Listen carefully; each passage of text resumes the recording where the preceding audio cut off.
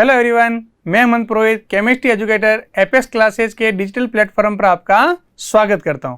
आज हम कोलाइड के गुणधर्मों का अध्ययन करेंगे। चाहे इसे अपन कोलाइडी विलयन के गुणधर्म कह दें, चाहे कोलाइड गुणधर्म कह दें, दोनों एक ही बात है। तो कोलाइड में कौन कौन से गुणधर्म पाए जाते हैं, इनका अध्ययन करते हैं। तो सबसे पहला कौन सा गुणधर्म है? विषमांगी प्रकृति। तो हम जानते हैं कोलाइड जो होता है उसमें विषमांगी प्रकृति होती है।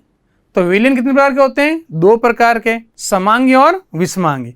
समांगी में क्या होता है? समांगी विलयन जो होता है उसमें हम घटकों को पृथक नहीं देख पाते हैं, जबकि विषमांगी में क्या होता है? हम उसके घटकों को पृथक देख सकते हैं। तो हम जैसे कोलाइडी विलयन है, उसका उदाहरण क्या है? दूध। अगर दूध को अपन सूक्ष्मदर्शी से देखेंगे तो क्या होगा? उसमें वसा के कण और जल के कण अलग अलग दिखाई देंगे, यानी घटकों को हम पृथक देख सकते हैं। तो क्या कहेंगे? कोलाइड की प्रकृति कैसे होती है? विषमांगी। आप कोलाइड लिख सकते हो, आप लिख सकते हो सोल डायरेक्ट, कि सोल की प्रकृति या कोलाइडी विलयन की प्रकृति विषमांगी होती है, जिसमें दो घटक परिक्षिप्त प्रावस्था और परिक्षेपण माध्यम पाया जाता है। तो क्या लिखेंगे इसमें?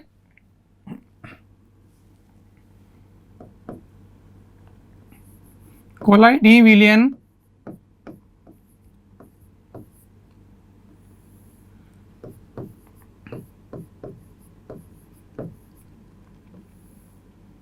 कोलाइडी विलयन विषमांगी प्रकृति के होते हैं। विषमांगी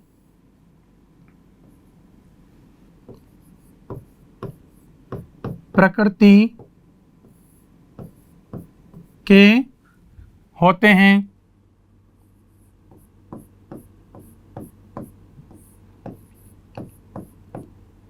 जिनमें परिक्षिप्त प्रावस्था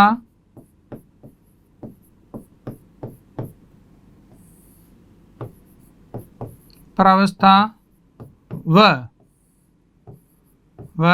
कौन सा घटक? परिक्षेपण माध्यम, परिक्षेपण माध्यम दो घटक पाए जाते हैं। दो घटक पाए जाते हैं। तो ये पहला हुआ गुणधर्म, कौन सा? विषमांगी प्रकृति। अगला देखो, अगला गुण क्या है? निस्यंदन या फिल्ट्रन। तो देखो, जो सबसे पहले आपने जब कोलाइड शुरू किया था तो आपने क्या देखा था? थॉमस ग्राहम नाम का वैज्ञानिक था, उसी ने इसी आधार पर कोलाइड और क्रिस्टलाब में अंतर किया था। तो उसने क्या बताया कि कोलाइडी विलयन जो होते हैं जांतव झिल्ली या चर्म पत्र से विस्तृत नहीं होते हैं, यानी कोलाइडी विलयन को जांतव झिल्ली के ऊपर डाल दे तो वो जांतव झिल्ली से बाहर नहीं निकलेंगे। तो ये क्या है? कोलाइड का गुणधर्म है। यानी कोलाइडी विलयन जो है जांतव झिल्ली या चर्म पत्र से विस्तृत नहीं होते हैं, और जो विस्तृत हो जाते हैं उसे क्या नाम दिया था? क्रिस्टलाब नाम दिया था। तो ये क्या है? कोलाइड का गुणधर्म ही है। तो क्या लिखेंगे? निस्यंदन या फिल्ट्रन में क्या लिखेंगे कि कोलाइडी विलयन जांतव झिल्ली या चर्म पत्र से विस्तृत नहीं होते, यानी ऊपर ही रह जाएंगे, गुजरेंगे नहीं। तो क्या लिखेंगे इसमें? क्या लिखेंगे? कोलाइडी विलयन, या इसी जगह अपन क्या लिख सकते हैं? सोल। कोलाइडी विलयन जांतव झिल्ली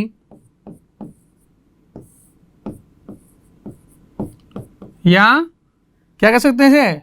चर्म पत्र। क्या कहते हैं इसे? चर्म पत्र। झिल्ली या चर्म पत्र से विस्तृत नहीं होते हैं, विस्तृत नहीं होते हैं, गुजरते नहीं हैं, विस्तृत नहीं होते हैं।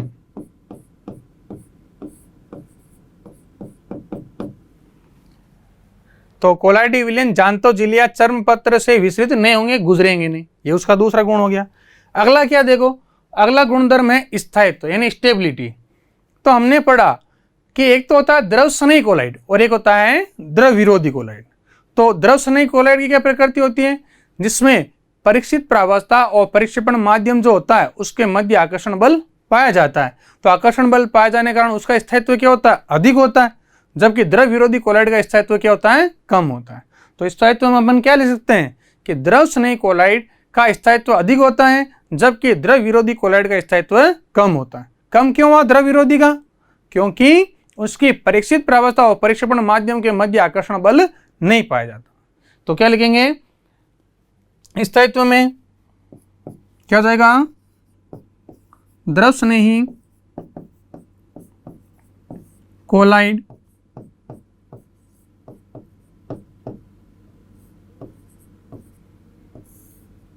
का स्थायित्व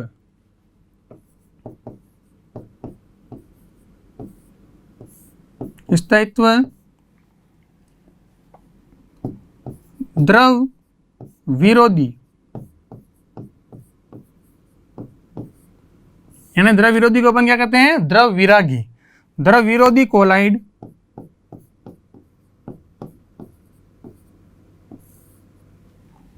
से अधिक होता है, अधिक होता है। ठीक है, तो ये हो गया आपके स्थायित्व के बारे में। तो अपन ने कितने टॉपिक पढ़ लिए, 3 गुणधर्म पढ़े। पहला गुणधर्म क्या है, विषमांगी प्रकृति, दूसरा क्या है निस्यंद या फिल्टरन, और तीसरा क्या है स्थायित्व, स्टेबिलिटी। तो अब अपन पढ़ते हैं चौथा टॉपिक, यानी चौथा बिंदु इसे कौन सा प्रभावित करता है। तो नेक्स्ट क्या देखो, अणुसंख्यक गुणधर्म। ये क्या है, अणुसंख्यक गुणधर्म। तो अणुसंख्यक गुणधर्म जो होते हैं इसको हम क्या ले सकते हैं, अणुसंख्यक गुणधर्म।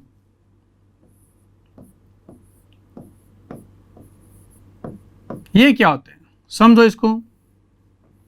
ये आपके केवल इस चैप्टर में नहीं, ये आपके सेकंड चैप्टर का भी एक टॉपिक है, अणुसंख्यक गुणधर्म। तो देखो, वे गुणधर्म जो पदार्थ की प्रकृति पर निर्भर नहीं करके पदार्थ के कणों या मोलों की संख्या पर निर्भर करते हैं, क्या कहलाते हैं, अणुसंख्यक गुणधर्म।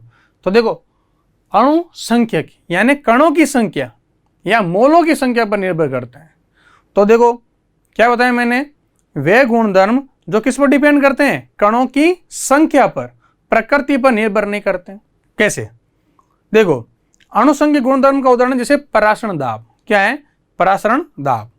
अब मैं अलग अलग सेक्शन में पढ़ाता हूँ, जैसे 12th का ए सेक्शन है, बी सेक्शन और सी सेक्शन है। मैंने कोई नोट्स लिखा है, उसमें लिखाया, जैसे ए सेक्शन में लिखाया कि आप जैसे 1m CaCl2 का परासरण दाब इतना है। बी सेक्शन में जाकर लिखा दिया मैंने 1m ZnCl2 का परासरण दाब इतना है, और सी सेक्शन में लिखा दिया 1m BaCl2 का परासरण दाब इतना है। तो क्या फर्क पड़ा कि सर आपने ए सेक्शन में ये लिखाया, बी में ये लिखाया, सी में ये लिखाया, कोई फर्क नहीं पड़ता। सबकी मात्रा कितनी है, 1m मात्रा ना, कणों की संख्या मोलों की संख्या पर निर्भर करेगा। और इसमें देखो कैल्शियम Ca2+ एक आयन, एक धनायन और 2 ऋणायन, एक धनायन 2 ऋणायन, एक धनायन 2 ऋणायन, यानी ये केवल किस पर निर्भर करते हैं, कणों की संख्या पर, नेचर या प्रकृति पर इस पर निर्भर नहीं करते। तो CaCl2 लिया चाहे ZnCl2 लिया चाहे BaCl2 लिया, इसके ऊपर परासरण दाब निर्भर नहीं करेगा, वह केवल कणों की संख्या पर निर्भर करेगा। आगे बात समझ में। तो क्या देखा हमने, अणुसंख्यक गुणधर्म क्या होते हैं, वह गुणधर्म जो किस पर डिपेंड करते हैं, कणों की संख्या पर निर्भर करते हैं, क्या कहलाते हैं, अणुसंख्यक गुणधर्म। अब देखो ध्यान से, कोलाइडी जो कण होते हैं, कोलाइडी कण जो होते हैं उनका आकार क्या होता है, बड़ा होता है। कोलाइडी कणों का आकार वास्तविक विलयन की तुलना में क्या है, बड़ा है। तो इकाई आयतन में कोलाइडी कणों के अणुसंख्यक गुणधर्म की संख्या क्या आएगी, कम आएगी। भाई वास्तविक विलयन की तुलना में कोलाइडी कणों का आकार बड़ा है, तो इकाई आयतन में कोलाइडी कण क्या आएंगे, कम आएंगे। और कोलाइडी कण कम आने से क्या होगी, कणों की संख्या कम होगी, और कणों की संख्या कम होने से इकाई आयतन में अणुसंख्यक गुणधर्मों का मान कोलाइडी कणों के लिए क्या हो जाएगा, कम हो जाएगा। आगे बात समझ में। तो अणुसंख्यक गुणधर्म की अपन परिभाषा लिख लेते हैं, क्या होगा, वे गुणधर्म जो कणों की संख्या पर निर्भर करते हैं क्या कहलाते हैं, अणुसंख्यक गुणधर्म कहलाते हैं।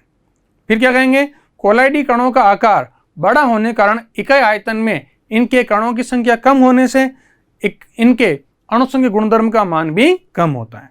तो क्या लिखेंगे, ये उदाहरण आपको समझ में आ गया, ये समझाने के लिए दिया और मैंने कहा ये सेकंड चैप्टर के अंदर भी मिलेगा आपको। तो क्या लिखेंगे इसके अंदर, पहले परिभाषा लेते हैं किसकी, अणुसंघ गुणधर्म। तो इसकी डेफिनेशन क्या है, लिख देते हैं अपन,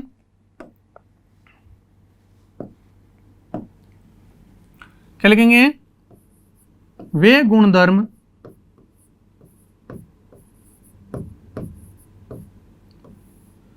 जो कणों की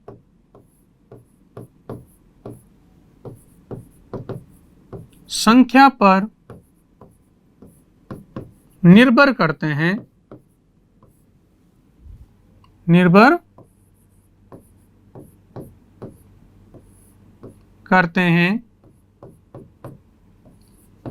अणुसंख्यक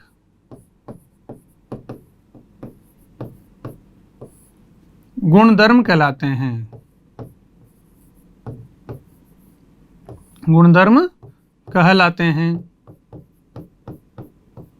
तो ये तो परिभाषा किसकी हुई आपके, अणुसंख्यक गुणधर्म की। अब देखो ध्यान से, तो अब क्या लिखेंगे, कोलाइडी विलयन के लिए हम क्या लिखेंगे कि कोलाइडी विलयन के कणों का आकार क्या होता है, बड़ा होता है। अतः इकाई आयतन में इनके कणों की संख्या कम होने के कारण इनके अणुसंख्यक गुणधर्म का मान कम होगा। तो किसकी तुलना में बड़ा अधिक होता है कोलाइडी कणों का आकार, वास्तविक विलयन के कणों की तुलना में कोलाइडी कणों के आकार क्या होता है, बड़ा होता है। तो क्या लिखेंगे, यहां से लिख देते हैं, कोलाइडी विलयन के कणों का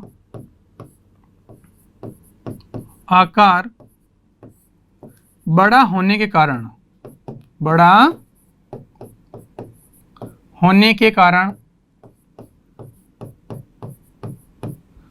कारण, इनके या इनका इकाई आयतन में कणों की संख्या क्या होगी, कम होगी।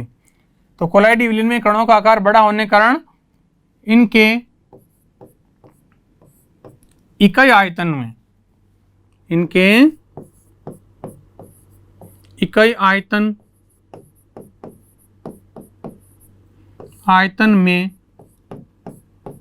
कणों की संख्या कम होगी,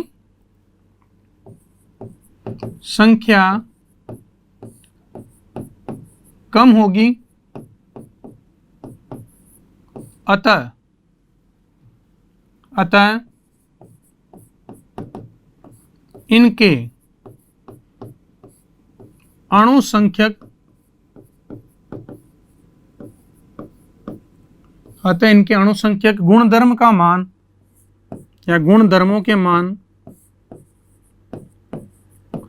अणुसंख्यक गुणधर्मों का मान कम होगा।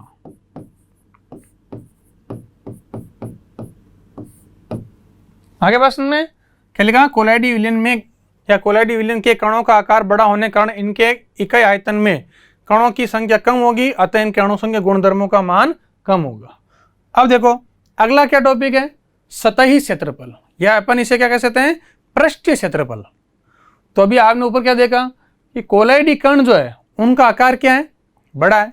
तो कोलाइडी कणों का आकार बड़ा होने के कारण क्या होगा, उसका सतही क्षेत्रफल अधिक होगा। और अगर सतही क्षेत्रफल अधिक है तो यह अच्छे उत्प्रेरक का कार्य करेंगे। उत्प्रेरक क्या होता है कि वह पदार्थ जो अभिकारकों को अभिक्रिया के लिए सतह प्रदान करता है। तो अगर कोलाइडी विलयन के कणों का आकार बड़ा है तो क्या होगा, इस पर उत्प्रेरक के रूप में काम करेगा। तो इस पर कौन आएगा, अभिकारक ए, अभिकारक बी आए, दोनों ने क्रिया करी और क्या बना दिया, प्रोडक्ट बना दिया। तो ये अच्छे उत्प्रेरक की तरह कार्य करते हैं, ये अच्छे अधिशोषक के रूप में काम करते हैं। अधिशोषक क्या होता है, वह पदार्थ जिस पर अधिशोषी आकर क्या होता है, जुड़ता है। तो जब सतही क्षेत्रफल ज्यादा होगा तो क्या होगा, ज्यादा पदार्थ आकर से जुड़ सकेंगे, है नहीं। तो क्या लिखेंगे इसमें, सतही क्षेत्रफल में कोलाइडी कणों का आकार बड़ा होने के कारण इनका सतही क्षेत्रफल अधिक होता है, जिससे यह अच्छे उत्प्रेरक व अच्छे अधिशोषक के रूप में कार्य करते हैं। तो लिखो, इस नोट करो इसको, क्या लिखेंगे?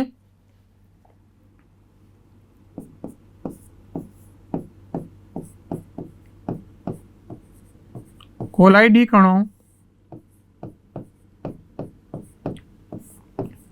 का आकार बड़ा होने के कारण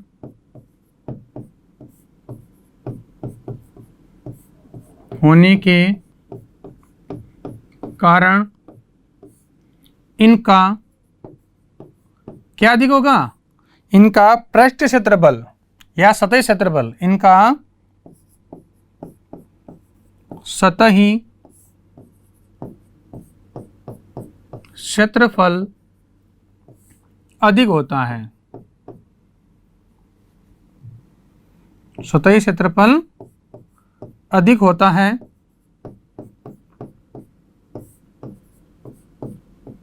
अतः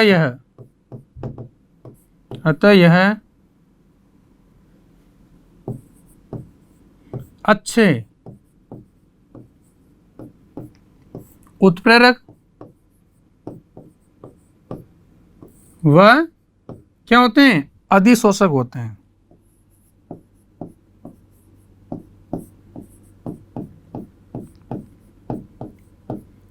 वह अधिशोषक होते हैं।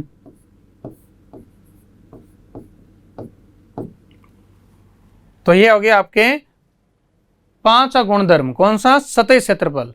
ये कोलाइडी विलयन के कणों का आकार बड़ा है, जिससे सतही क्षेत्रफल अधिक है, जिससे ये अच्छे उत्प्रेरक व अधिशोषक होता है।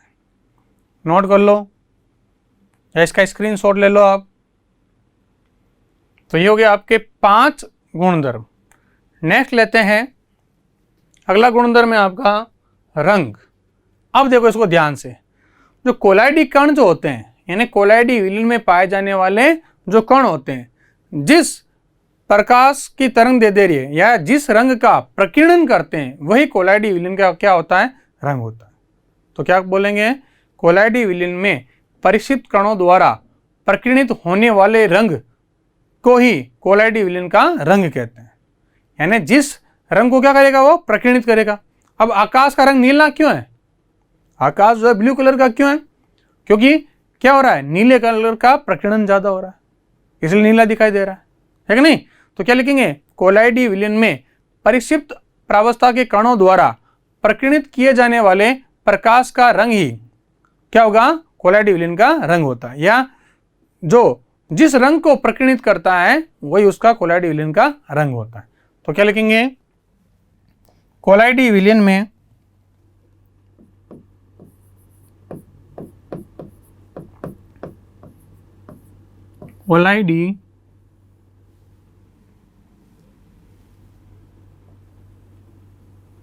कोलाइडी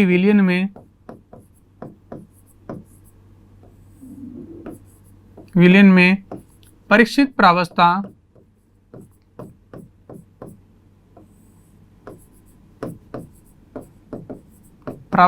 के कणों द्वारा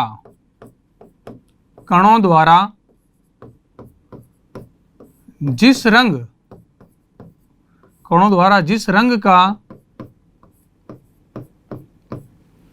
रंग का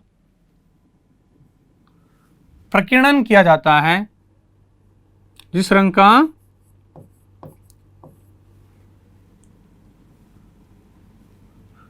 का प्रकीर्णन यानी फैलना, प्रकीर्णन किया जाता है,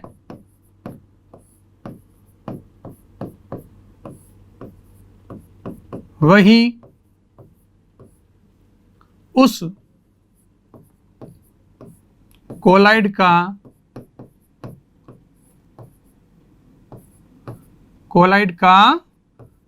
रंग होता है। अब देखो ध्यान से, जैसे अगर अपन चांदी का सोल ले, क्या लें? चांदी का सोल। अब उसमें कणों का आकार अगर अलग अलग है तो रंग भी क्या होगा? अलग अलग होगा। तो जैसे देखो,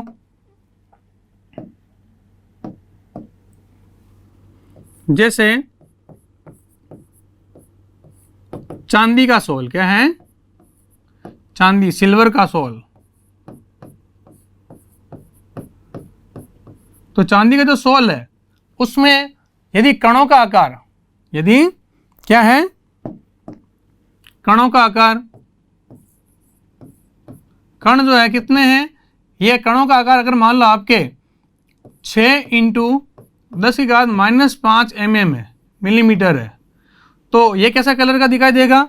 ये आपको दिखाई देगा, इसका विशिष्ट रंग मिलेगा आपको कैसा? ये आपको मिलेगा पीला नारंगी। कैसा मिलेगा? पीला नारंगी। ठीक है। और यही अगर मान लो कण कितना है, यही कण अगर मान लो आपके 9 × 10⁻5 mm है, तो इसका रंग कैसा होगा? लाल नारंगी।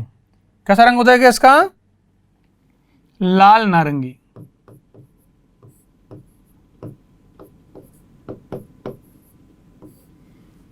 फर्क पड़ गया कि कणों का जैसा आकार होगा वो उसका प्रकीर्णन करेगा, और प्रकीर्णन करने से क्या हो जाएगा? आपके रंग भी बदल जाएंगे। आगे समझ में? तो ये हुआ रंग।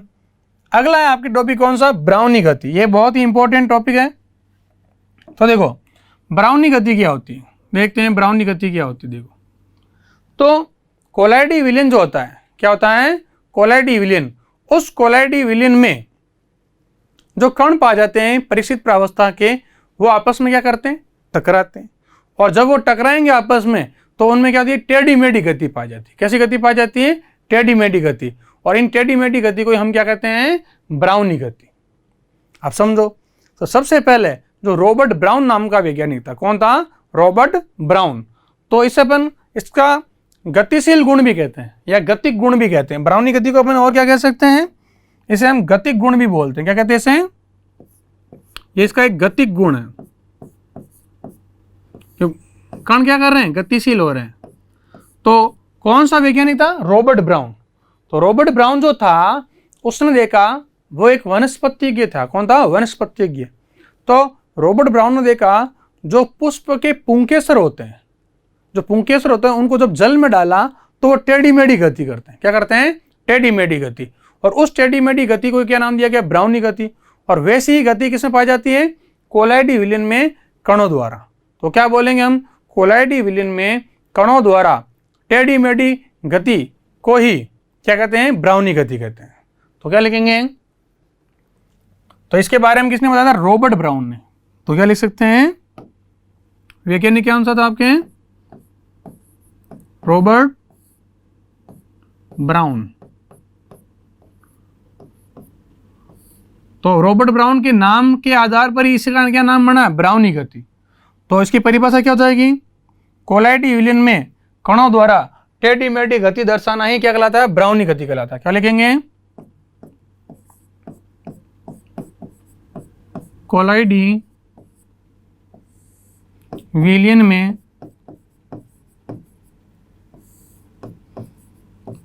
कणों द्वारा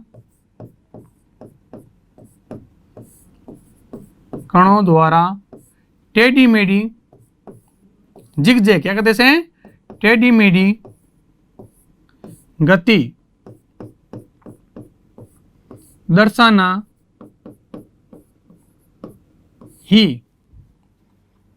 ही ब्राउनी गति कहलाता है। ब्राउनी गति कहलाता है। अब देखो यानी क्या होगा? अगर हमने क्या लिया? कोलाइडी कण लिया, तो कोलाइडी कण क्या करेंगे? टेढ़ी मेढ़ी गति दर्शाएंगे।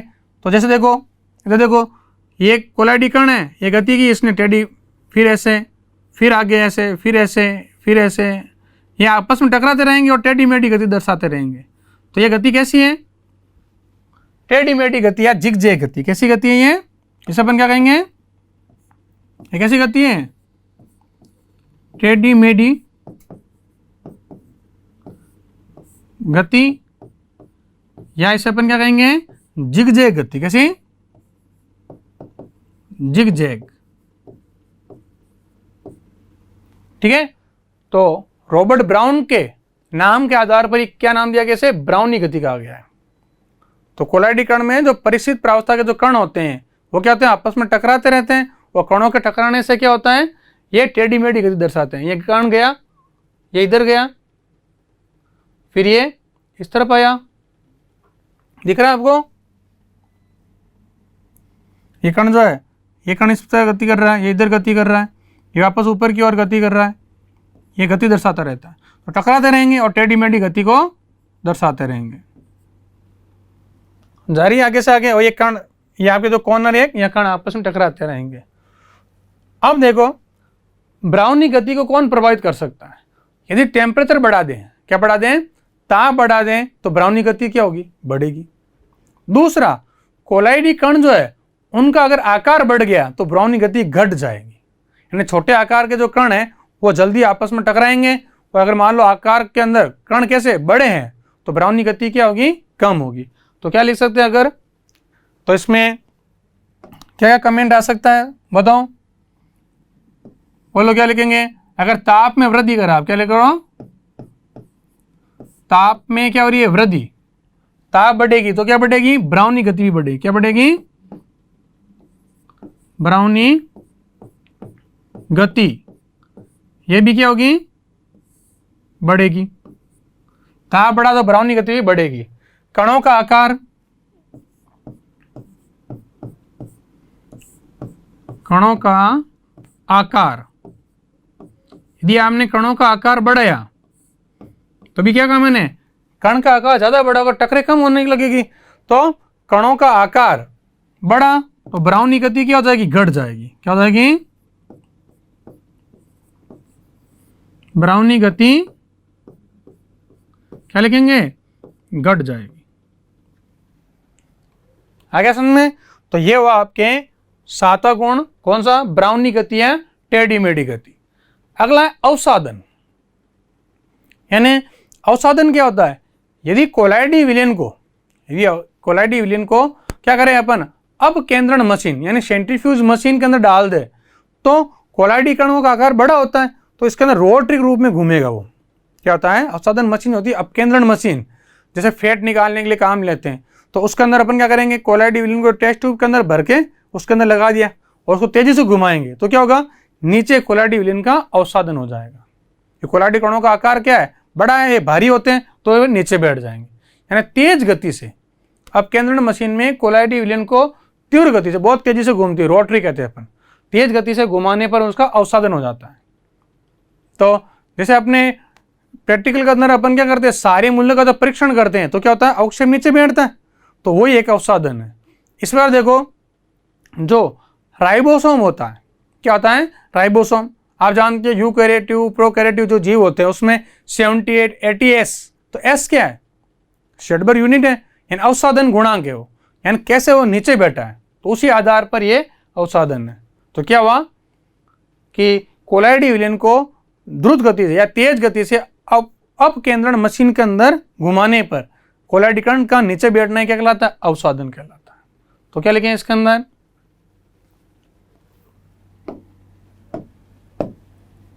क्या लिखेंगे,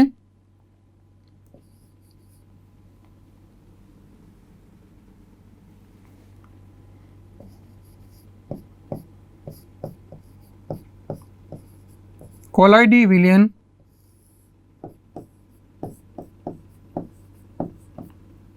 विलयन को अपकेंद्रण मशीन, सेंट्रीफ्यूजन मशीन, अपकेंद्रण मशीन में तीव्र वेग से घुमाने पर कोलाइडी विलयन, या इसका डायरेक्ट लिख देते हैं, इसका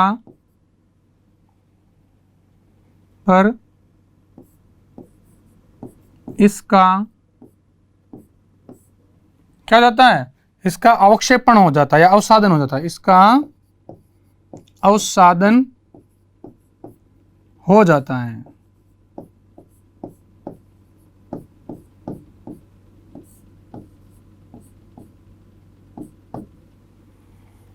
ठीक है, यानी अपन क्या करें, इसको तेजी से घुमा रहे हैं, क्या कर रहे हैं, तेजी से घुमाने पर क्या हो जाएगा, इसका अवसादन हो जाता है।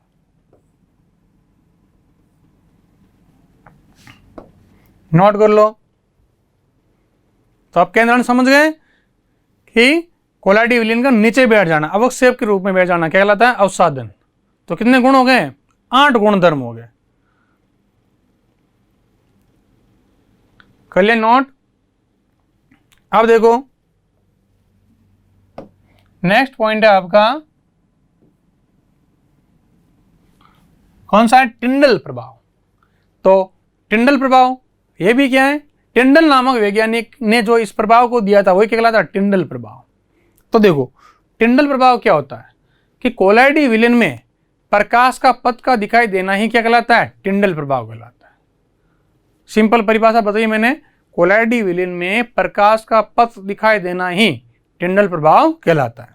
अब समझो ध्यान से, इसको थोड़ा विस्तृत से बताते हैं कि जब कोलाइडी विलयन जो होता है उसमें जब अपन क्या करते हैं, प्रकाश भेजते हैं, क्या डालते हैं, प्रकाश पुंज भेजते हैं, तो क्या होता है, वह प्रकाश जो है उसका प्रकीर्णन हो जाता है। क्या होता है, प्रकीर्णन। अभी पढ़ा आपने कि कोलाइडी कणों का आकार बड़ा होता है, जिससे क्या होता है, प्रकीर्णन होता है, और प्रकीर्णन होने से उस प्रकाश का क्या दिखाई देता है, आपको पथ दिखाई देता है। इसे अपन क्या कहते हैं, टिंडल प्रभाव। और इसको देखने के लिए क्या करते हैं अपन, जो कोलाइडी विलयन जो लेते हैं उसके ऊपर से या लंबवत देखने पर उसको पथ दिखाई देगा। तो हम ऐसे कह सकते हैं किसी कोलाइडी विलयन में अभिसारित प्रकाश, कैसा प्रकाश, अभिसारित। अभिसारित प्रकाश यानी जो अंदर तरफ क्या हो जाएगा, अंदर की तरफ चला जाएगा, फैल नहीं रहा। अभिसारित प्रकाश क्या होता है, अंदर हो जाता है, यानी किसी लेंस से गुजरने के बाद क्या होता है, आपस में पास में आ जाता है और फैल जाता है, उसे कहते हैं अपसारित। तो अभिसारित प्रकाश भेजने पर प्रकाश का पथ दिखाई देता है, इसे अपन क्या कहते हैं, टिंडल प्रभाव। अब कैसे देखो, तो कोलाइडी कणों का आकार बड़ा है, वो क्या कर रहा है, प्रकाश का प्रकीर्णन कर रहा है, जिससे प्रकाश का पथ दिखाई दे रहा है। जैसे इसका उदाहरण देखो, जैसे घर में सुबह सुबह अगर मान लो खिड़की से या आपके रोशनदान से क्या आ रही, धूप आ रही है, धूप आ रही है, तो आपको क्या दिख रहा है कि रोशनदान से धूप आ रही, डायरेक्ट कहाँ पर गिर रही है, फर्श पर गिर रही है। यदि आप क्या करो, कोई चादर या आपके कोई भी कपड़ा है उसको आप झटका दोगे तो क्या होगा, उस धूप का पूरा पथ दिखाई देने लग जाएगा। पहले तो क्या था, कोई हलचल नहीं थी, जो खिड़की या रोशनदान से जो धूप आई सीधी कहाँ गिर रही थी, आपके फर्श पर गिर रही थी, और आपने क्या किया, वह कोई चादर झटका दी या वहां पर ना आपने क्या किया, झाड़ू निकाल दिया, तो क्या होगा कि वो जो पूरा जो प्रकाश का पथ है वो दिखाई देगा, हाँ लाइट ऐसा आ रही डायरेक्ट, या इस डायरेक्शन में आ रही है, दिखाई देता है ना, वो है टिंडल प्रभाव। क्यों, वो प्रकाश का पथ क्यों दिखाई दिया, क्योंकि जैसे आपने क्या किया, झाड़ू निकाली या कोई चादर को झटकाया, तो क्या हुआ, जो धूल के कण है वो कहाँ गए, प्रकाश के पथ में आ गए, और प्रकाश का क्या करने लगे, प्रकीर्णन करने लगे, जिससे आपको पथ दिखाई दिया। नहीं तो पहले क्या था, जैसे रोशनदान से लाइट आई डायरेक्ट कहाँ गिर रही है, क्या ये जो प्रकाश है, धूप आ रही है, यहाँ गिर रही है नीचे, और आपने जैसे झटकाया क्या हुआ, पूरा पथ दिखाई देता है कि कैसा है, किस पथ से प्रकाश आपके अंदर प्रवेश कर रहा है। तो ये प्रकाश का पथ दिखाई देने क्या कहलाता है, टिंडल प्रभाव।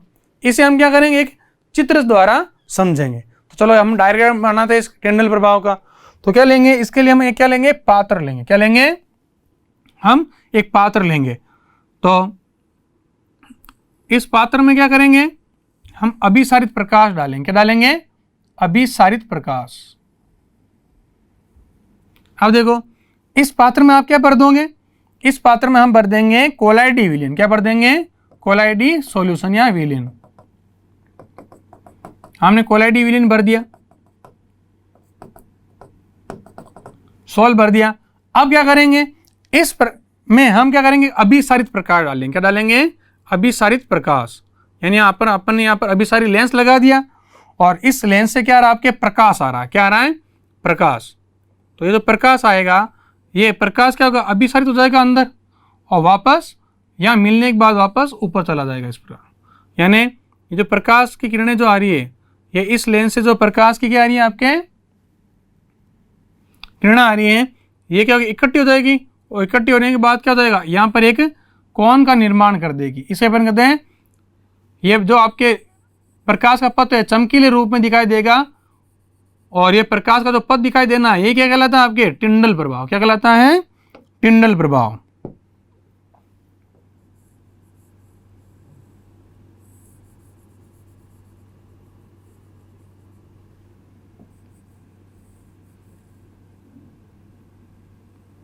और ये जब अपन बना रहे हैं कि प्रकाश का पथ जो है शंकु के रूप में दिखाई देता है, इसका नाम होगा टिंडल शंकु। क्या हो गया? टिंडल शंकु। तो अब इसे नामांकित करते हैं। क्या क्या लिया आपने पहले? सबसे पहले बताओ क्या लिया? सबसे पहले हमने लिया, ये क्या है? इसके अंदर क्या भरा हुआ है? कोलाइडी विलियन। क्या भरा हुआ है? कोलाइडी विलियन।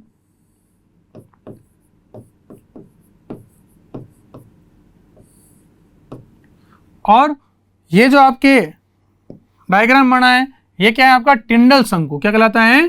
टिंडल शंकु। टिंडल शंकु। शंकु यानी कोन।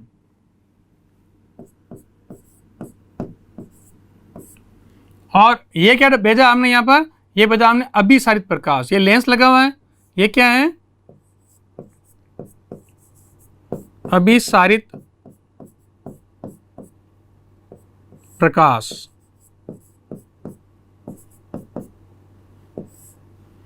अब देखो एक बात और है कि ये जो घटना होगी अंधेरे में करनी पड़ेगी आपको। मान लो आप कहोगे सर आपने सब जगह धूप है या आपके लाइट है और फिर आप इसको प्रकाश का पथ देखे तो आपको आसानी से नहीं दिखाई देगा। तो अंधेरे में क्या करते हैं अपन? ये क्रिया कराते हैं, जिससे क्या होता है? ये प्रकाश का पथ दिखाई देता है। बाकी चारों तरफ अगर पहले से प्रकाश होगा तो ये दिखाई देगा क्या? नहीं दिखाई देगा। अब देखो आपने 3 प्रकार के विलीन पढ़े थे। कणों के आकार के आधार पर विलीन कितने प्रकार के पढ़े थे? 3 प्रकार के। पहला कौन सा था? वास्तविक विलीन।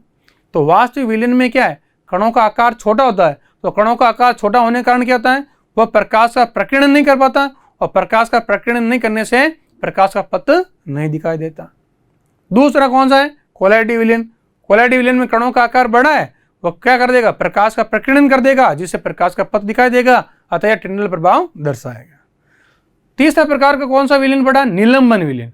निलंबन विलीन में कणों का आकार और अधिक बड़ा है। कोलाइडी विलीन से भी कणों का आकार क्या है? और अधिक बड़ा है। तो वो क्या करेगा? अब इतना बड़ा कण जो है वो प्रकाश को परावर्तित कर देगा, यानी प्रकाश आया वापस चला जाएगा, तो प्रकाश का पथ नहीं दिखाई देगा। इसलिए कोलाइडी विलीन ही क्या दर्शाता है? टिंडल प्रभाव। तो टिंडल प्रभाव की परिभाषा क्या हो जाएगी कि कोलाइडी विलीन में प्रकाश का पथ दिखाई देना ही क्या कहलाता है? टिंडल प्रभाव कहलाता है। तो परिभाषा लिख दें इसकी। क्या लिखेंगे? कोलाइडी विलीन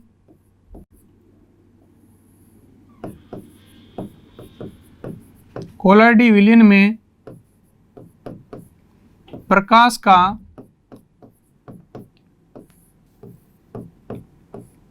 पथ दिखाई देना प्रकाश का पथ दिखाई देना ही टिंडल प्रभाव कहलाता है। टिंडल प्रभाव कहलाता है। अब देखो ध्यान दो, तो डायग्राम से आप इसका और वर्णन कर सकते हो कि किसी कोलाइडी विलीन में हम अभिसारित प्रकाश या अभिसारी लेंस लगा हुआ है, तो अभिसारित प्रकाश डालने पर प्रकाश क्या होगा? इकट्ठा हो जाएगा, केंद्रित हो जाएगा और क्या बना देगा आपका? टिंडल शंकु। तो मान लो टिंडल शंकु की कोई परिभाषा पूछो तो क्या लिखोगे कि कोलाइडी विलीन में प्रकाश का पथ एक शंकु के रूप में दिखाई देता है, जिसे ही टिंडल शंकु कहते हैं। तो क्या किसकी परिभाषा ले रहे हैं अपन? टिंडल शंकु की। किसकी? टिंडल शंकु या कोन। क्या लिखेंगे? कोलाइडी विलीन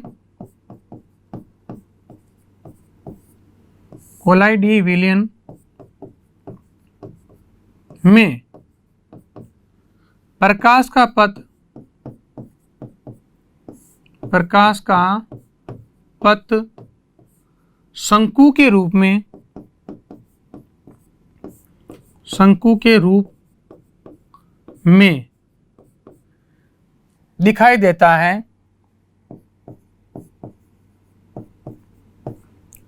दिखाई देता है, इसे ही क्या कहते हैं? टिंडल शंकु कहते हैं। इसे ही टिंडल शंकु कहते हैं। अब देखो, बाकी मैंने कारण बता दिया कि प्रकीर्णन किस में हो रहा, केवल कोलाइडी विलयन में। तो ये जो प्रकीर्णन की जो मात्रा होती है पदार्थ या कोलाइडी विलयन के अंदर, जब अपन क्या भेज रहे हैं, प्रकाश भेज रहे हैं, तो जो प्रकाश के प्रकीर्णन की जो मात्रा है, किसकी मात्रा है, प्रकीर्णन की मात्रा, वो तरंग दैर्ध्य के घात 4 की व्युत्क्रम होती है। यानी प्रकीर्णन की मात्रा जो है या प्रकीर्णन जो होता है ये किसके व्युत्क्रम होगा, तरंग दैर्ध्य लैम्डा की घात 4 के व्युत्क्रम होगा। ठीक है। अब देखो, यानी तरंग दैर्ध्य बढ़ेगा तो प्रकीर्णन घटेगा। तो सबसे ज्यादा तरंग दैर्ध्य किसका था, लाल रंग का। तो अपन जानते हैं खतरे के निशान लाल रंग के बनाए जाते हैं। क्यों? क्योंकि उसका तरंग दैर्ध्य क्या है, ज्यादा है। और तरंग दैर्ध्य ज्यादा है तो प्रकीर्णन क्या होगा, कम होगा, और हमें दूर से ही लाल रंग का संकेत दिखाई देगा। पढ़ते हैं ना कि खतरे के निशान लाल रंग के क्यों होते हैं, कि लाल रंग का तरंग दैर्ध्य क्या है, ज्यादा है, और तरंग दैर्ध्य ज्यादा होने से प्रकीर्णन उसका क्या होगा, कम होगा, और प्रकीर्णन कम होने से वो फैलेगा कम और हमें वो स्पष्ट दिखाई देगा। जबकि नीले रंग का तरंग दैर्ध्य क्या होता है, कम होता है, जिससे उसका क्या होगा, प्रकीर्णन ज्यादा होगा। तरंग दैर्ध्य कम तो प्रकीर्णन ज्यादा, और प्रकीर्णन ज्यादा होने से क्या होगा, वो हमें स्पष्ट नहीं दिया, यानी वो जल्दी से फैल जाएगा। और इसी कारण नीला रंग ज्यादा फैलता है, इसीलिए हमें आकाश का रंग कैसा दिखाई देता है, नीला रंग का। तो तरंग दैर्ध्य का क्रम क्या होता है आपके, बेनी आ पिनाला या विबग्योर। क्या होता है, कैसे लिखते हो आप इसको, तरंग दैर्ध्य का क्रम क्या है, बोलो। इसका क्रम होता है विबग्योर। क्या होता है, विबग्योर। यानी वॉयलेट यानी बैंगनी। ये कैसा रंग है, ये बैंगनी। इसे अपन कहते हैं बे नी आ ह पी ना और ला। सही है, बेनी हा पिनाला, बैंगनी, नीला, आसमानी, हरा, पीला, नारंगी और लाल। तो इधर जाने पर क्या बढ़ेगा, इस तरफ अगर आप जाओगे तो किसकी वैल्यू बढ़ जाएगी, लैम्डा की। तरंग दैर्ध्य का मान क्या हो जाएगा, बढ़ जाएगा, और तरंग दैर्ध्य का मान बढ़ेगा तो लाल रंग का प्रकीर्णन क्या होगा, कम होगा। आगे बात समझ में। तो ये हमने देखा टिंडल प्रभाव। क्या है टिंडल प्रभाव, कि टिंडल नामक वैज्ञानिक ने दिया था, सिंपल परिभाषा, कोलाइडी विलयन में प्रकाश का पथ दिखाई देना ही क्या कहलाता है, टिंडल प्रभाव कहलाता है। नोट कर लो इसको।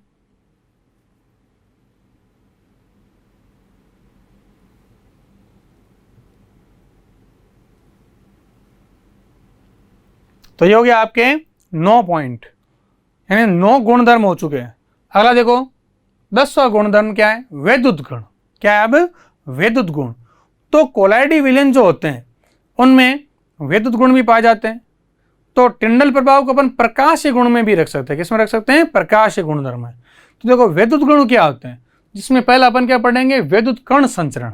यानी यदि किसी कोलाइडी विलयन में इलेक्ट्रोड लगा दी जाए, क्या लगा दिया जाए, इलेक्ट्रोड लगा दी जाए, तो कोलाइडी कण विपरीत आवेश वाले कणों की ओर गतिशील होंगे, उसे क्या कहेंगे, वैद्युत कण संचरण।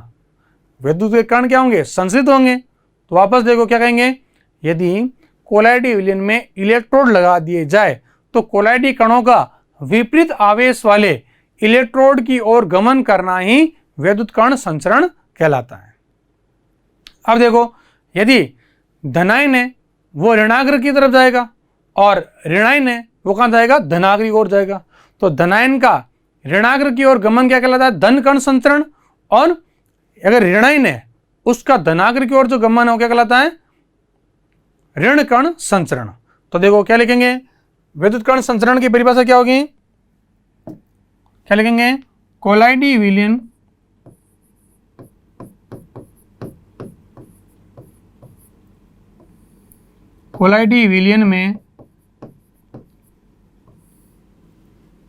विलयन में इलेक्ट्रोड लगाने पर, ये इंपॉर्टेंट है, टिंडल प्रभाव और विद्युत कण संचरण। कई बार बोर्ड के अंदर ये पूछा गया है, में इलेक्ट्रोड लगाने पर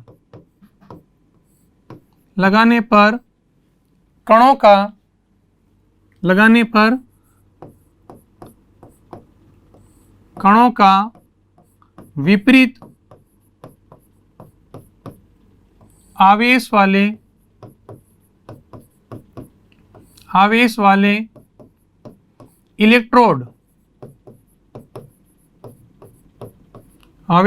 इलेक्ट्रोड की ओर गमन करना ही वैद्युत कण संचरण कहलाता है।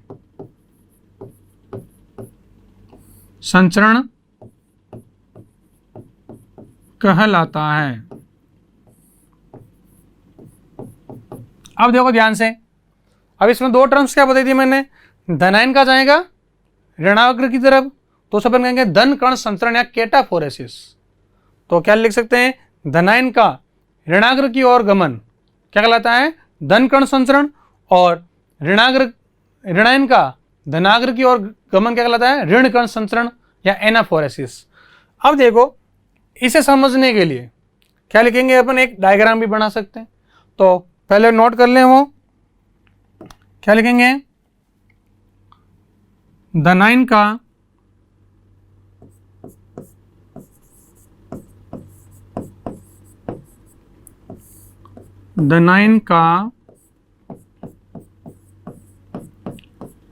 ऋणाग्र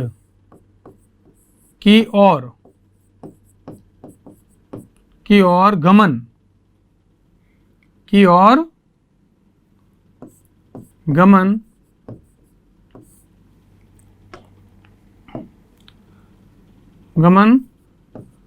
धन कण संचरण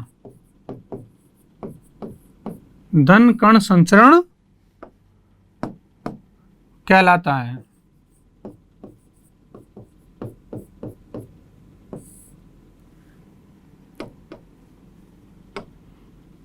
धन कण संचरण कहलाता है,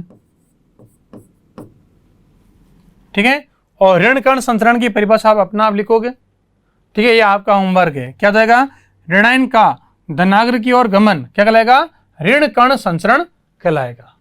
इसे अपन कहते हैं केटाफोरेसिस। क्या कहते हैं इसे, धन कण संचरण को, धन कण संचरण का एक और नाम है, क्या नाम है इसका, केटाफोरेसिस।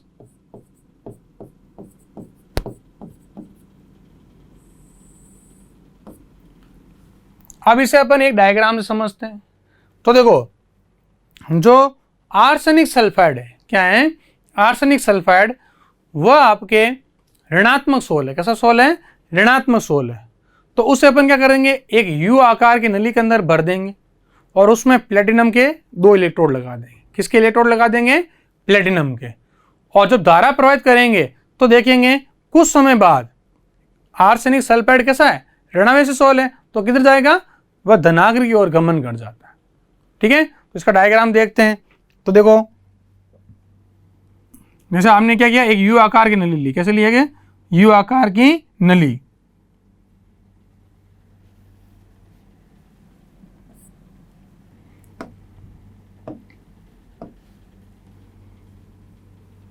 अपन सबसे पहले एक यू आकार की नली लेते हैं।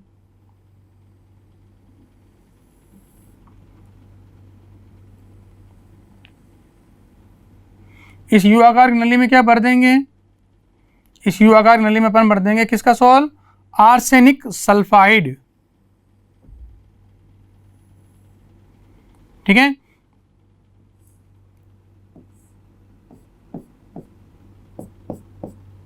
अब देखो, इसमें अपन सोल भरते हैं किसका, आर्सेनिक सल्फाइड का।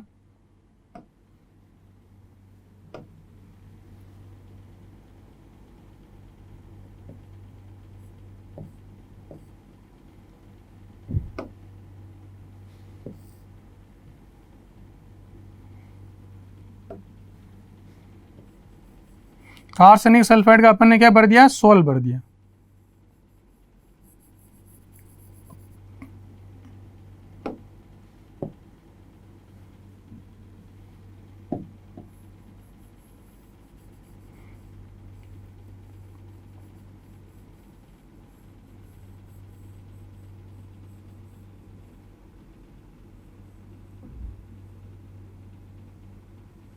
अब देखो ये दोनों भाग कैसे हैं, बराबर है ना, अभी कोई क्रिया नहीं हुई। और ऊपर इसके अंदर क्या है, परिक्षेपण माध्यम। ऊपर क्या है, परिक्षेपण माध्यम है, मान लो यहां पर।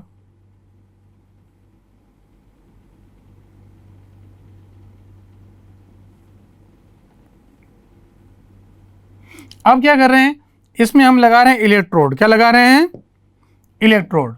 कैसे इलेक्ट्रोड होते हैं, धनावेशित और ऋणावेशित। तो इसमें यह हमने एक इलेक्ट्रोड लगाया प्लेटिनम का, ये लगाया कैसा, धनावेशित। और एक इलेक्ट्रोड कैसा लगाया, ऋणावेशित। इलेक्ट्रोड लगा दिए। अब कुछ समय बाद क्या देखेंगे कि जो यू आकार की जो नली है, ये यू आकार की जो नली है, इसमें आर्सेनिक सल्फाइड का जो सोल है वो गति करने लग जाएगा। क्या करने लग जाएगा, गति करने लग जाएगा। और किधर पहुंच जाएगा, मतलब धनायन की तरफ बढ़े पहुंचेगा या ऋणाग्र की ओर बढ़ेगा, यह आपके धनाग्र की ओर बढ़ जाएगा। तो ये कैसा भाग है, धनाग्र। तो कुछ समय बाद आप देखोगे तो क्या मिलेगा कि जो आपके जो ब्लू कलर का जो सोल था, कौन सा था, ब्लू कलर का सोल, ये कहाँ गया, इधर आ गया।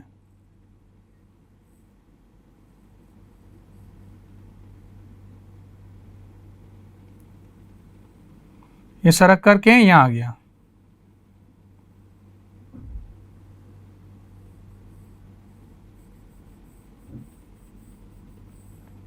जबकि पीछे क्या रह गया, परिक्षेपण माध्यम रह जाएगा। क्या रह जाएगा, परिक्षेपण माध्यम।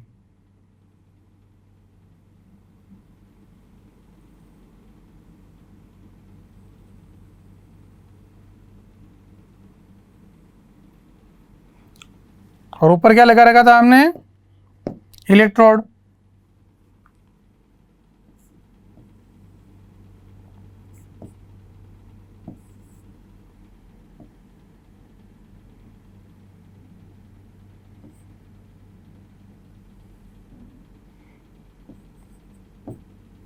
तो इन इलेक्ट्रोड को क्या करते अपन, इस विलयन के अंदर डुबो दो। तो ये कौन सी क्रिया है, ये ब्लू कलर का जो आपके है, ये क्या है, ये आर्सेनिक सल्फाइड का सोल है। तो कैसा होता है, ऋणात्मक होता है। कैसा होता है,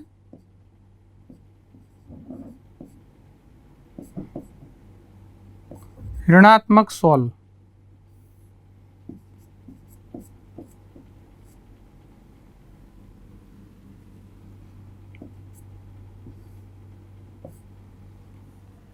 और ये आपके ऊपर, तो ये किसको दर्शा रहा है, ये पॉइंट क्या है, वैद्युत कण संचरण। ये क्या है, वैद्युत कण संचरण।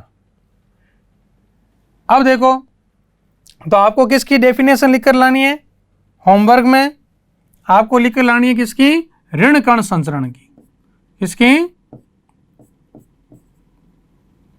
ऋण कण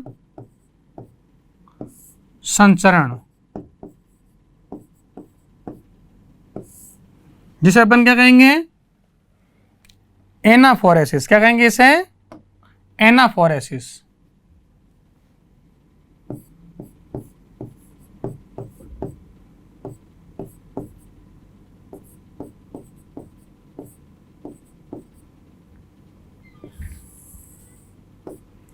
अब देखो, तो ये आपके कौन सा, वैद्युत कण संचरण। अब यदि क्या करें कि जो परिस्थित प्रावस्था के जो कण है उनकी गति को हम रोक दें, यदि बाह्य बल लगा करके परिस्थित प्रावस्था की कणों की गति को हम क्या कर रहे हो, रोक रहे हो, तो परिक्षेपण माध्यम गति करने लग जाएगा। कौन गति करने लग जाएगा, परिक्षेपण माध्यम। और जब परिक्षेपण माध्यम गति करेगा तो उसे अपन कहेंगे वैद्युत परासरण। क्या कहेंगे उसे, वैद्युत परासरण कहेंगे। तो ये वो आपके विद्युत कण संचरण। विद्युत कण संचरण में आप क्या देख रहे हो कि जो कोलाइडिक विलयन है उसमें विपरीत आवेश वाले जो कण होते हैं विपरीत आवेश के इलेक्ट्रोड की ओर गमन कर जाते हैं। जैसे ये 100 ऋणात्मक है तो धनाग्र की ओर गमन कर गया, करा नहीं करा, तो ये क्या कहलाया, वैद्युत कण संचरण। ये परीक्षा में पूछ लेता था, वैद्युत कण संचरण का नामांकित चित्र बनाइए। और आपका होमवर्क क्या है, ऋण कण संचरण या एनाफोरेसिस की परिभाषा। ऐसा उल्टा हो जाएगा, क्या हो जाएगा, ऋणायन का धनाग्र की ओर गमन क्या कहलाता है, ऋण कण संचरण या एनाफोरेसिस कहलाता है। बना लो डायग्राम ये।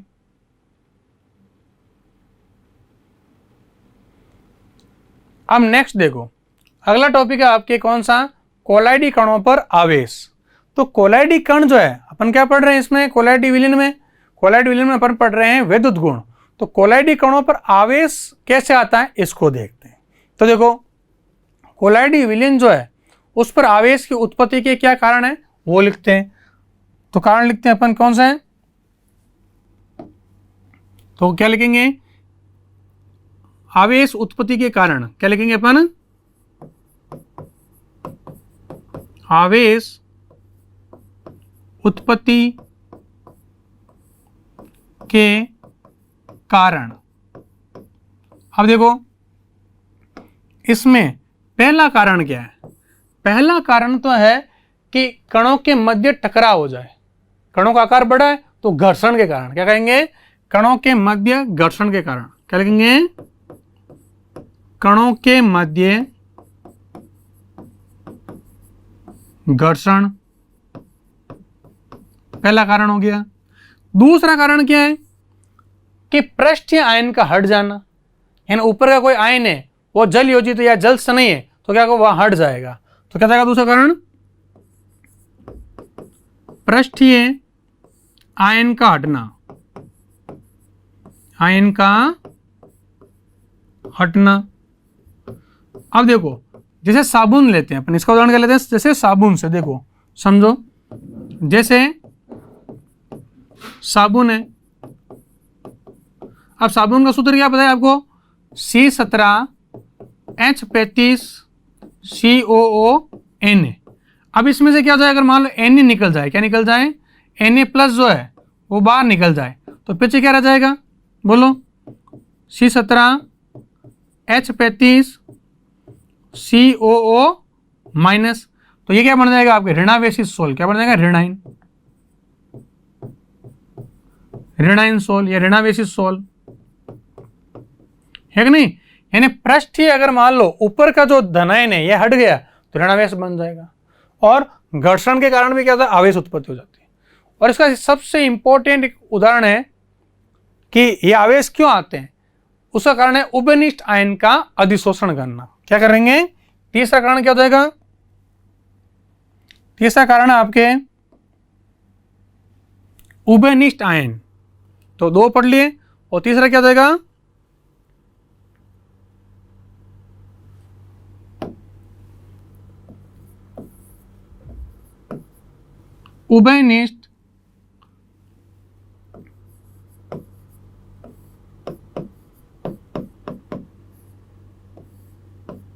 उभयनिष्ठ आयन जो कॉमन आयन होगा,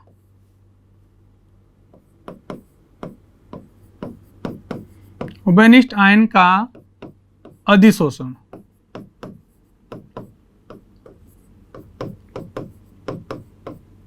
अब देखो इसको समझो कैसे, उभयनिष्ठ आयन जो होते हैं उनको वापस ये अधिशोषित कर लेगा। जैसे अपन मान लो, पहला लेते हैं अपन आपके फेरिक हाइड्रोजन धनात्मक सोल के बारे में देखते हैं। तो पहले लिखते हैं अपन, जैसे ए है, जैसे FeCl3 लिया, वैद्युत अपघट्य। FeCl3 क्या है, वैद्युत अपघट्य।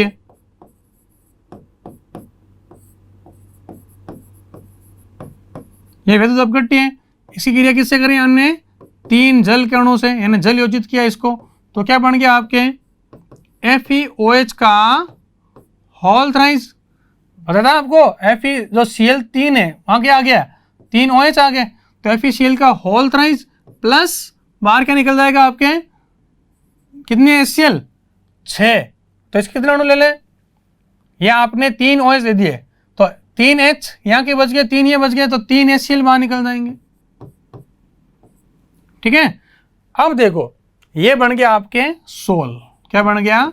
सोल। तो फेरिक क्लोराइड को आपने जल के अंदर डाला तो फेरिक हाइड्रोक्साइड का सोल बन गया। अब ये सोल क्या करता है, यदि आपके पास ये विद्युत अपघट्य क्या है? आद्यकीय में। किसमें? आद्यकीय में। तो क्या होगा देखो, FeOH का होल थ्राइज ये वापस किसे क्रिया कर लेगा? FeCl3 से। अब ये FeOH इस FeCl3 में से क्या लेगा? यानी ये क्या है? इसमें आपके आद्यकीय में। किसमें है? आद्यकीय में। और ये कैसा आपके? ये क्या आपका? सोल है। तो ये FeOH का होल थ्राइज जो है इनमें से किस आयन को लेगा? ये इनमें से आपके Fe आयन को लेगा। किसको लेगा? Fe आयन को। क्यों? क्योंकि वो क्या है? उभयनिष्ठ आयन है। तो क्या बनाएगा देखो, ये जब क्रिया करेगा तो आपके उत्पाद क्या बना देगा? देखो FeOH का होल थ्राइज, और इसने किसको अधिशोषित कर लिया? इसने किसको अधिशोषित कर लिया? Fe आयन को। किसको? Fe3+ आयन को। और बाहर क्या रह गया? आपके 3Cl-, यानी इससे क्या बन गया? आपके धनावेशित सोल बन गया। क्या बन गया? धनावेशित सोल। आगे बात सुनने कि धनावेशित सोल कैसे बना? कि इसने पहले अपने विद्युत अपघट्य लिया, पानी में गोला, परिक्षेपण माध्यम गोला, सोल बनाया। अब ये सोल जो है इसी विद्युत अपघट्य के किसके आयन को लेगा? उभयनिष्ठ आयन को। यानी Fe है, इसमें से Fe को ही लेगा, जिससे आपके क्या बन गया? ऊपर Fe3+ आ गया, यानी धनावेशित सोल बन गया। इसी प्रकार आर्सेनिक जो सल्फाइड है उसका जब अपन निर्माण करते हैं तो उसमें H2S डालेंगे। क्या डालेंगे? H2S। तो क्या बन जाएगा? ऋणावेशित सोल। कैसे देखो, सेकेंड देखो, जैसे मान लो आपने डायरेक्ट बना रहे हैं सोल, अब कौन सा? आर्सेनिक सल्फाइड का सोल है, H2O3। इसकी क्रिया किसे करें? विद्युत अपघट्य क्या होता है इसके अंदर? H2S। तो ये तो क्या आपका सोल, और ये क्या है? विद्युत अपघट्य। तो देखो विद्युत अपघट्य होने से क्या, अब ये किसको लेगा? ये H को लेगा या S को लेगा? ये लेगा आपके किसको? S को। किसको लेगा? ये S जो है इसको लेगा। क्यों? क्योंकि S कॉमन है दोनों में, यानी उभयनिष्ठ आयन को लेगा। तो क्या बनेगा देखो, तो इन दोनों को लेने पर क्या होगा देखो, क्या हो गया आपके? AS2S3, और इसने किसको अधिशोषित कर लिया? इसने अधिशोषित कर लिया H2-, और प्लस बाहर क्या निकल जाएगा आपके? 2H+। यानी ये क्या बन गया? कैसा सोल बन गया आपके? ऋणावेशित सोल। कैसा? ऋणावेशित सोल। आगे समझ में? तो ये धनावेशित सोल और ऋणावेशित सोल कैसे बनते हैं? उभयनिष्ठ आयन का अधिशोषण करके, यानी जो कॉमन होते हैं उन कॉमन को ही ये सोल क्या करते हैं? अधिशोषित करते हैं।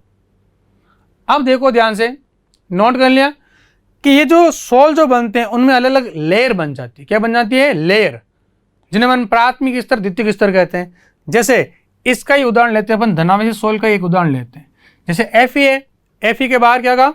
OH-, और OH- के बाहर वापस क्या हो जाएगा आपके? Fe3+ ion. तो देखो ध्यान से कैसे, तो इसके अपन स्तर बनाते हैं। जैसे आपने अंदर कौन सा आयन है? अंदर अपने पास पड़ा है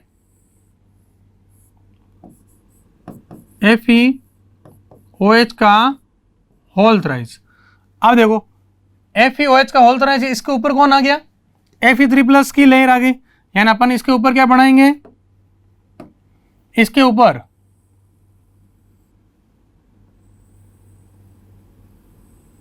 किसकी लेयर बनाएंगे? Fe3+ की। किसकी? Fe3+।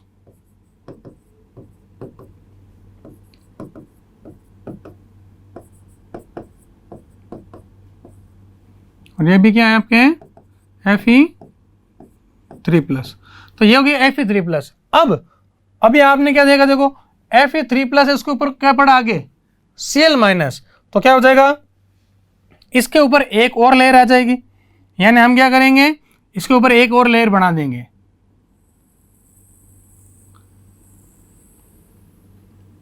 ये जो लेयर होगी ये किसकी होगी, आपके Cl- की होगी। किसकी होगी, Cl- की। तो कितने हैं फिर, 1 2 3 4 5 6, तो 18 Cl- बनाने पड़ेंगे। 1 2 3 4 5 6 7 8 9 10 11 12 13 14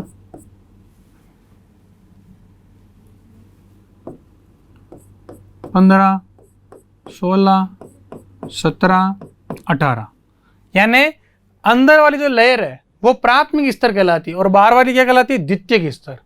और दोनों में आवेश विपरीत होते हैं परंतु समान होते हैं। यानी अंदर धनायन कितना है, 3 3 6, 6 को 3 से गुणा करिए, 18 प्लस का है, तो बाहर 18 माइनस का बनाना पड़ेगा, यानी आवेश बराबर होते हैं। अब देखो, तो इसको अपन क्या नाम देते हैं, ये अंदर वाली लेयर है, इसका नाम क्या है, ये आपके क्या है, ये आपका प्राथमिक स्तर है। क्या है, प्राथमिक स्तर, जो कैसा होगा, स्थायी। कैसा होता है, स्थायी, स्टेबल, इसलिए अपन धनात्मक सोल कहते हैं। और बाहर जो बना है इसे अपन क्या कहते हैं, द्वितीयक स्तर। क्या कहते हैं इसे, द्वितीयक स्तर। जैसा कैसा, जो कैसा होगा, गतिशील होगा। कैसा होगा, गतिशील या अस्थायी। और इन दोनों विभव के बीच जो अंतर पाया जाता है उसे अपन जीटा विभव कहते हैं। क्या कहते हैं, जीटा विभव। तो लास्ट एक परिभाषा लेते हैं अपन, जीटा विभव। जीटा विभव क्या लिखेंगे, जीटा विभव की परिभाषा, प्राथमिक स्तर व द्वितीयक स्तर के मध्य पाए जाने वाले विभवांतर को ही जीटा विभव कहते हैं। क्या कहेंगे,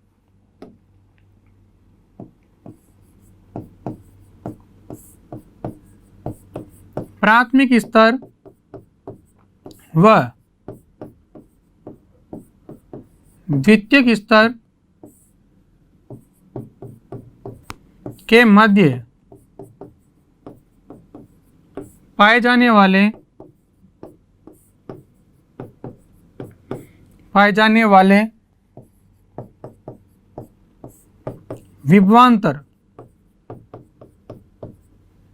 विभवांतर को ही जीटा विभव कहते हैं। को ही जीटा विभव कहते हैं।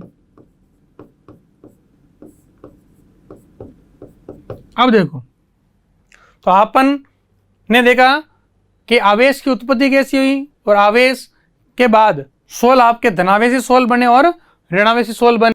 धनावेशी सोल और ऋणावेशी सोल बने।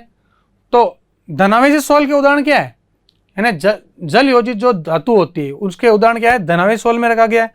और ऋणावेशी सोल क्या है, जो सल्फाइड सोल होते हैं। कैसे होते हैं, सल्फाइड सोल, वो किस में आते हैं, ऋणावेशी सोल में। तो आज की क्लास में